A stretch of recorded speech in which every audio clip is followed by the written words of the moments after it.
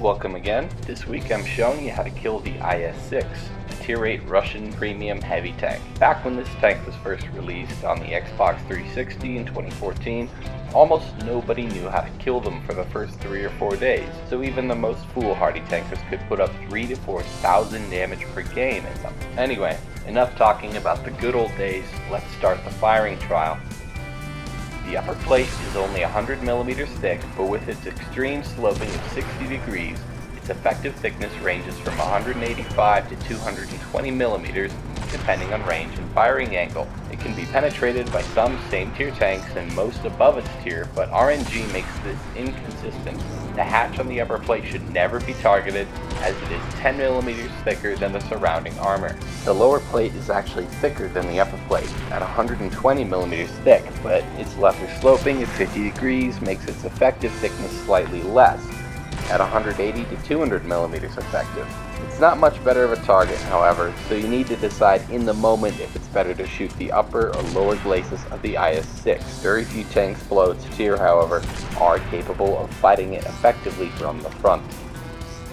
At 45 degrees, an IS-6's weakest hull armor will be on the closest corner to you. Shoot through the frontal wheel on the track, where the armor's effective thickness varies from 130 to 170 millimeters. The angled corner plate above it is 190 to 200 millimeters, so it makes for a slightly less appealing target. The turret, at 45 degrees, is best targeted as near to the front of the side as possible, where it is the least angled. It can be as thin as 150 millimeters effective, but at more extreme angles it quickly exceeds 200 millimeters effective and is no longer worth targeting. If an IS-6 is either hull down or angling their hull at 45 degrees and facing you with their turret, the IS-6 is at its toughest, but it is still vulnerable, as a pair of small turret weak spots exist.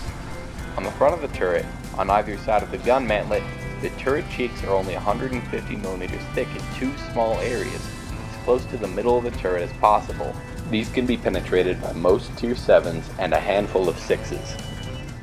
A second spot to consider is the turret roof if your tank is tall enough to shoot it. It's only 30 millimeters thick, so the game's overmatch mechanic means that any gun, regardless of penetration value, can penetrate it if its caliber is 3 times the thickness of the armor. This only applies to AP and APCR rounds, not high explosive or heat.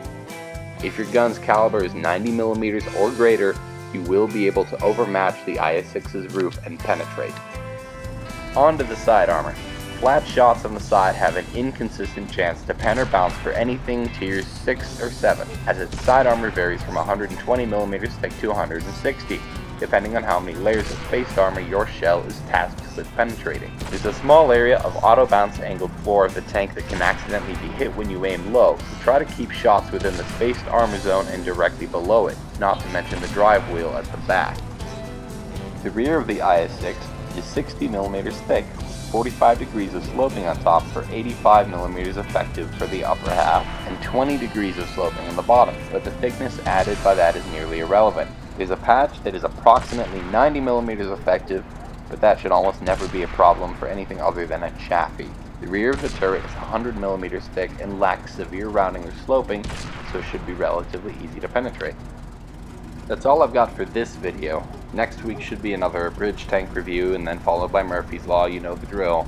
Request the next tank you want done in the comments of this or in the Reddit post that is going to link to this video. Thanks for watching, and don't suck.